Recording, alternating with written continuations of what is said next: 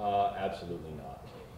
You know, I don't think you ever expect to see a season shape up so perfectly. I mean, that was, you know, there's lots of things that go into that. I mean, obviously, you need to have a really fast crew and great athletes that have worked hard all year, but you also need some luck along the way. And I think that we were able to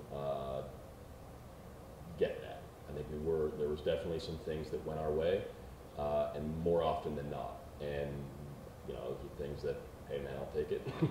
But I also recognize it. So, you know, I'm grateful that it did happen, and it was a lot of fun to be a part of.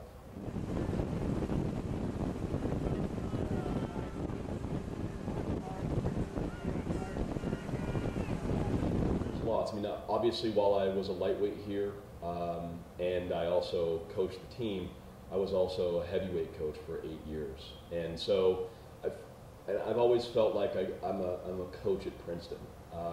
While I obviously I have a soft spot, no question, for the lightweight team, and it giving me my start as a really good rower, I do think that I look beyond that and I look to the boathouse. And it was an exciting challenge to be able to follow Curtis. You know, and obviously a big one too. And so it was the thrill of that challenge that really excited me about it. And I know that the kids too, they're Princeton kids. And I think that's why while there might be lightweights or heavyweights in the boathouse, I think first and foremost, every kid's a Princeton kid. And they're all great kids. And I'm excited about the opportunity to get to work with those guys. I've never worked with them before, and I think it will be a lot of fun. You know, I don't think there is much difference in coaching the teams. I mean, there's obviously little nuances to lightweight rowing, but they're not things that are complicated to figure out. I mean, and rowing coaching in general, I've always believed, is not rocket science. Probably part of the reason why I can do it. I think that it just is making sure that you're honest about working hard, and that everybody on the team understands that goal and understands your goals. And I think lightweight or heavyweight, the goals are the same. Boats want to be fast. They want to have a good result at the Eastern Sprints. They want to have a good result at the IRA. They want to walk away from the season feeling like they have done the most they can do, and they've been as fast as they possibly could be. And I think in the boathouse that exists.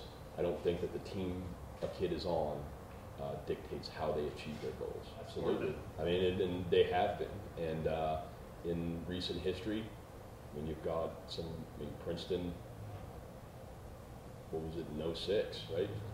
And they were very, very close to being a national champion, went in ranked #1.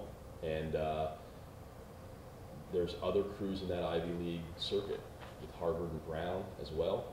All of those boats have been up right at the top of it. I think that it's very possible.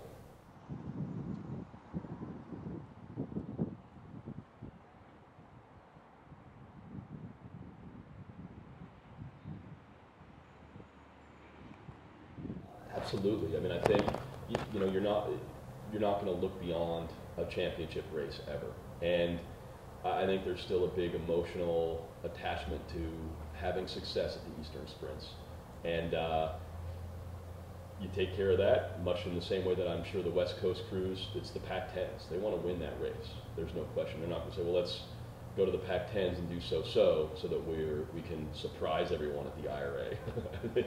No athlete that is going to be a contender for the IRA is going to approach their local championship that way.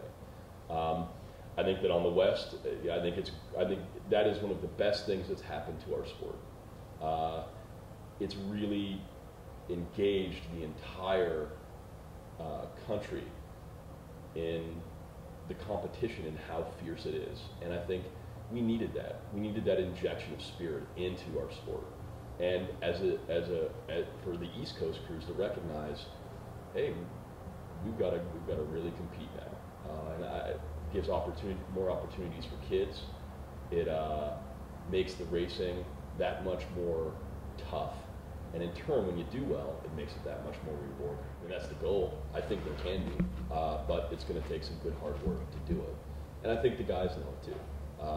There's talent there that I know. And so that'll be my project to figure out how best to make that jump with these guys.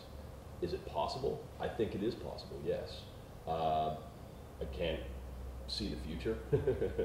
And so, you know, all I'm going to do is put them in the best position possible to do that, and recognize it's gonna take some hard work on our end, and that's the only thing we can control.